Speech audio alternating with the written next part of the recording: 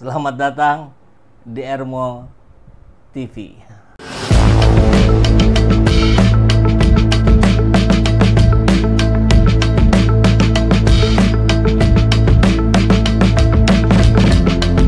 Bersama saya, Saiful Zaman, kebaikan yang terorganisir akan selalu mengalahkan kejahatan.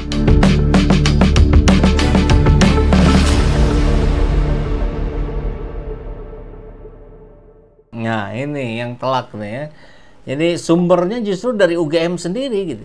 Kalau maksudnya digital forensik itu kan ketika itu sudah berbentuk digital, berbentuk gambar yang bisa kita lihat di handphone gitu, di layar ataupun video. Nah, dikatakan ini kan bentuknya asli gitu, bukan digital. Tapi itu kan dimunculkan oleh UGM. Nah, di situ kemudian para pembela Jokowi agak kesulitan juga melanjutkan pembelaan saya. Jadi kalau sudah mendetail begini tampaknya data semakin kuat, tapi tentu belum bisa bertenang-tenang saja dulu gitu ya Bang Roy Suryo dan kawan-kawan ini, karena pastinya kuasa hukum dari Pak Jokowi akan terus juga mengupas, mencari celah-celah pembenaran untuk bahwa Jokowi memang memiliki ijazah asli.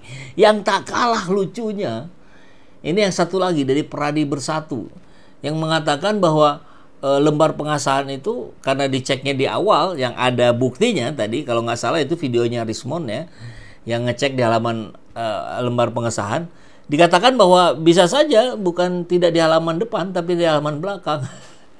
Kemudian kita semua yang pernah melewati S1 bahkan S2 dan S3 ya lembar pengesahan ya di depan, nggak ada yang di belakang. Coba kita simak videonya, lucu sekali ini.